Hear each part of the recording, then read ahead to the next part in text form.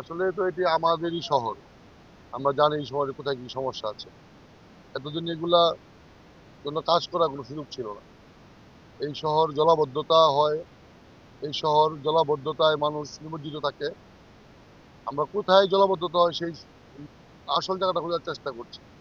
যেখানে পানি এসে পড়বে মূল জায়গা খালগুলোতে, সেগুলো আপনারা দেখেছেন খুব বেহাল অবস্থা। এগুলো দ্রুত, এগুলো ২ টা পদক্ষেপ। দ্রুত একটা নিতেছি, আরেকটা লম্বা মেয়াদী। দ্রুতগুলো আমরা এবার বর্ষা ঋতু আগে হয়েছে, নাহলে আর সহজ হতো। এই বৈরী পরিবেশের মধ্যে আমরা চেষ্টা করতেছি পানির প্রবাহর জন্য খালি ঠিক থাকে। আরেকটি বিষয় আমি আপনাদের মাধ্যমে আমার সম্মানিত নাগরিক করতে চাই, দয়া করে আপনারা যদি আমাদেরকে সহযোগিতা না করেন, ড্রেনের ভিতরে বর্জ্য ফেলার বা খালে বর্জ্য ফেলার, আমরা এই সুন্দর নগরী করতে পারবো না। আর আপনাদের সাংবাদিকদের সহযোগিতা চাই। আপনারা দেখেছেন অতীতের কর্মকাণ্ড নিয়ে আমি একটি কথা বলতে চাই।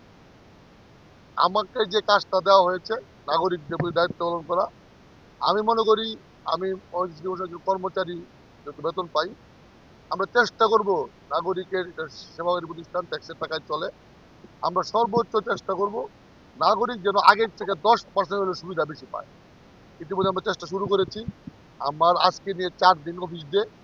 আমাদের সকল সহকর্মীরা অফিসের দিন রাত নিরলস চেষ্টা করছেন, সরকারি ছুটি দিলেও তারা কাজ করছেন। আমি সকলকে নিয়েই, সম্মানিত নাগরিকদেরকে নিয়েই এই বর্জ্য ব্যবস্থাপনা এবং ড্রেনেজ ব্যবস্থাপনা, এটা আপনারা যদি মনে করেন যে আগামীকালকে আমি ঠিক করে ফেলতে পারবো, এটি আমার প্রতি প্রত্যাশা করা অন্যায় হবে। এটি একটি লম্বা জট ইতিমধ্যে লেগেছে পানির পানি নামা নিয়ে। এটাকে আমরা একটা বিশেষজ্ঞ টিম অলরেডি আমি ঢাকায় বলেছি, স্থানীয় সরকারের মন্ত্রণালয় থেকে বুয়েট কর্তৃক একটা বিশেষজ্ঞ টিম আসবেন। তারা পানির ঢালটা ঠিক করবেন, কোথায় কোথায় রিপেয়ারিং করলে ঠিক হবে। ওইটা একটা লম্বা মেয়াদী প্রকল্প। আর আমরা আপাতত খালগুলো পরিষ্কার করে এটা একটা দ্রুত ব্যবস্থা নিই।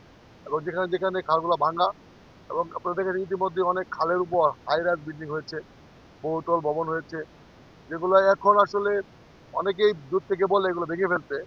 যিনি ভবন বানিয়েছেন উনি কিন্তু ওই ভবনের মালিক না। এখন একটি ভবনের মালিক প্রায় 100 মালিক, যার জীবনের সর্বস্ব দিয়ে সে একটি ভবনে একটি ফ্ল্যাট কিনেছে তার নিরাপদ আশ্রয়ের জন্য। এখন কতটুকু যুক্তিসঙ্গত হবে তার ওই নিরাপদ আশ্রয়টুকু ভেঙে দেওয়া, এটা এটাও এটাও বিবেচ্য বিষয়। আমি আপনাদের সকলের সহযোগিতা চাই। আমাদের সিটি কর্পোরেশনের আমি থেকে শুরু করে একদম পরিচ্ছন্নতা কর্মী পর্যন্ত আমরা সকলেই একটা টিম। আমরা টিম ওয়ারি কাজ করছি, সর্বত্র সকলের সহযোগিতা কাজ করছি। আপনারা সহযোগিতা করবেন, এবং আপনাদের অনুযায়ী কোথায় কোথায় সমস্যা আপনারা যদি একটু তুলে ধরেন, আমাদের জন্য কাজ করা সহজ হবে। আপনারা আমাদের গঠনমূলক সমালোচনা করবেন, আমাদেরকে দেখিয়ে দিবেন, আমরা ওই দেখা অনুযায়ী পথ চলবো। ধন্যবাদ সকলকে।